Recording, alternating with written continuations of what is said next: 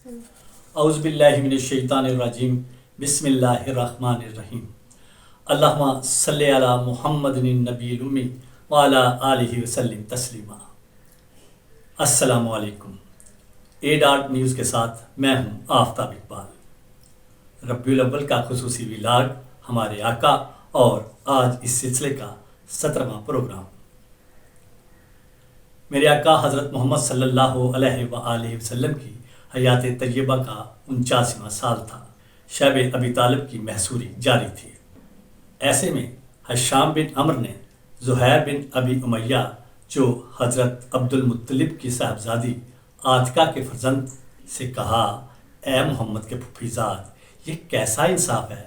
ہم تو بہترین سے بہترین کھانا اور لباس استعمال کریں اور آپ کے بھائی قریش کی قید میں تمام سہولیات سے محروم رہیں۔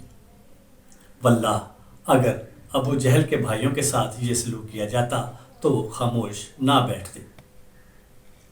دونوں متفق ہو گئے کہ وہ اس ظالمانہ قرارداد کو پھاڑ دیں گے۔ اس کام کے لیے مکہ کے 3 اور اہم افراد مطعم بن عدی، ابو البختری بن ہشام اور زمعہ بن اسود نے بھی ان کا ساتھ دیا۔ منصوبے کے مطابق دوسرے دن زہیر بن امیہ کعبہ میں آئے اور طواف مکمل کرنے کے بعد لوگوں سے مخاطب ہو کر کہا، اے لوگو، سن لو کہ میں اس وقت تک چین سے نہیں بیٹھوں گا جب تک اس ظالمانہ قرارداد کو پھاڑ نہ دوں۔ ابو جہل نے جب یہ سنا تو اس نے کہا کہ تم یہ نہیں کر سکتے۔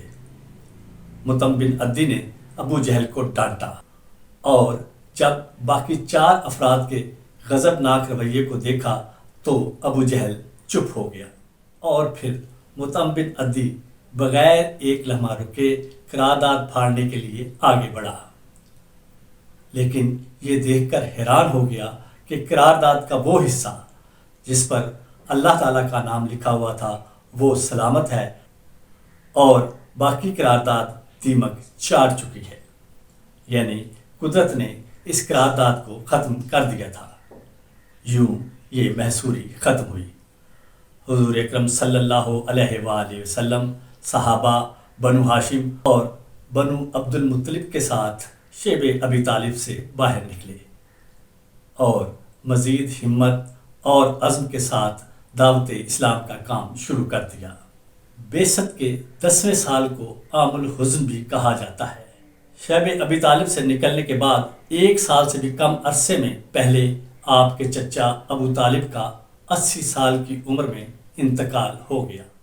ابھی یہ صدمہ اپنے پورے شدید اثرات کے ساتھ موجود تھا کہ آپ کی غمخوار اور وفاشار اہلیہ حضرت خدیجہ الکبریٰ رضی اللہ تعالی عنہا کا بھی انتقال ہو گیا۔ غم پر غم کی وجہ سے اس سال کو عام الحزن یا غم کا سال کہتے ہیں۔ بعثت کے 10ویں سال جمادی الثانی میں حضور پاک صلی اللہ علیہ وآلہ وسلم نے تبلیغ کے کام کے لیے طائف کا سفر کیا۔ طائف میں آپ نے مختلف قبیلوں اور سرداروں کو دعوت اسلام دی، لیکن سب نے انکار کیا۔ صرف انکار ہی نہیں، توہین بھی کی۔ طائف کے نوجوان لڑکوں اور گنڈوں کو آپ صلی اللہ علیہ وآلہ وسلم کے پیچھے لگا دیا، جنہوں نے آپ صلی اللہ علیہ وآلہ وسلم پر پتھر برسائے اور آپ کا تمسخر اڑایا۔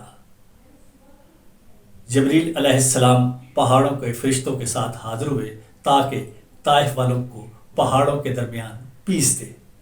جبریل علیہ السلام آقا صلی اللہ علیہ وآلہ وسلم کے حکم کے منتظر تھے، لیکن میرے آقا صلی اللہ علیہ وآلہ وسلم نے سزا کی بجائے دعا کا رستہ انتخاب کیا اور طائف والوں کے لیے دعا کی۔ شدید زخمی حالت میں آپ نے ایک باغ جو کہ عتبہ اور شیبہ جو کہ اسلام کا انکار کر چکے تھے میں پناہ لی۔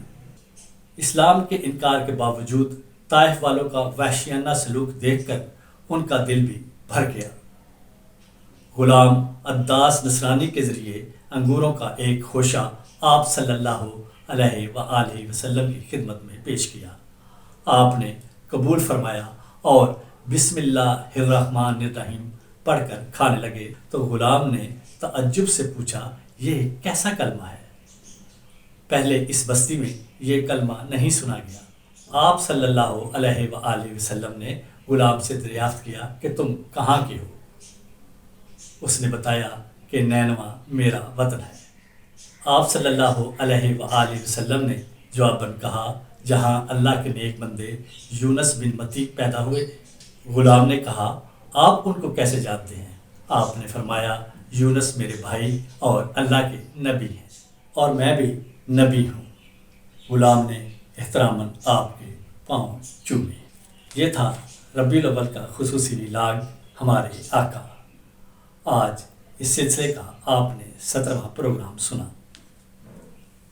ایڈارٹ نیوز کے ساتھ آفتاب اقبال کو اجازت دیجیے۔ اللہ نگہبان۔